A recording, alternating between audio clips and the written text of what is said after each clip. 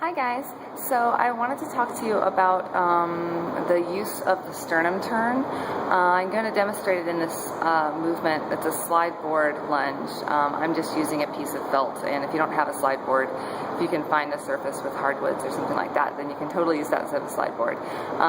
But I'm going to talk to you about the concept of how turning the sternum slightly over the working leg can help you engage your glute better and keep you from having lots of energy leaks that just decrease performance.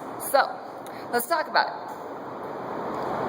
So, the slideboard lunge is one of the movements that I use in my evaluations for ultimate frisbee.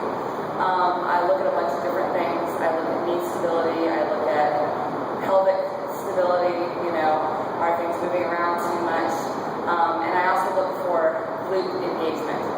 So most people's slideboard lunge looks like this.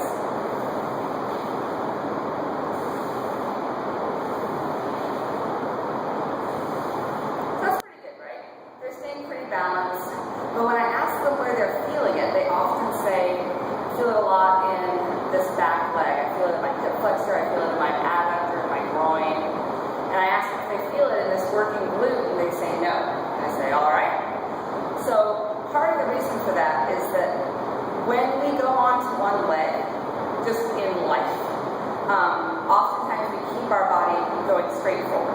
So if we're standing on 2 feet, that makes sense, right? Because you're balanced over 2 feet. If you pick up 1 foot and you keep your body exactly the same, your body has to spend a lot of energy and attention just keeping you from falling over.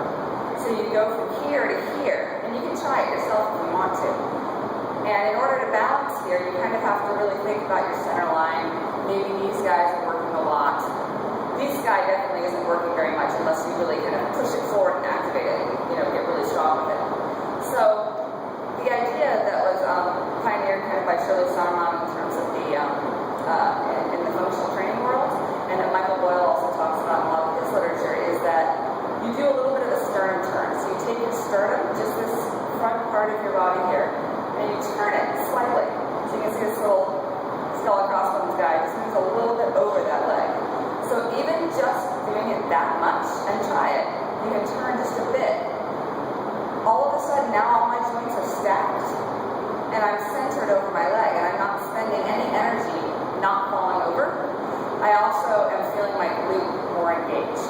So when I give people this cue, when they're doing the slideboard lunge, and I watch them doing it straight forward, and they say, I'm feeling it here, I give them this cue of, okay, so when you go down, try turning your sternum a little bit over that leg. And most of the time people go, whoa. It's like, no, not that much, just a little bit.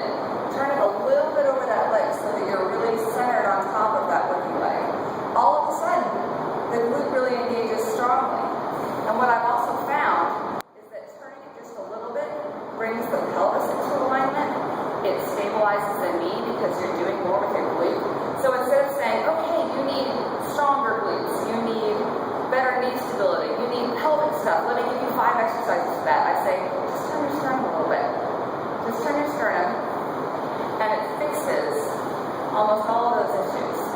So give it a try yourself. The neat thing about the sternum turn is that it really translates to all sports movements. You do it when you're doing single leg deadlifts.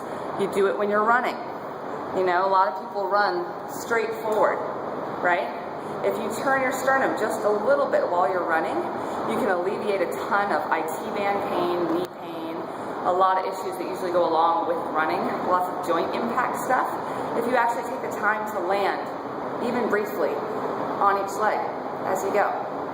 So sternum turn, give it a try.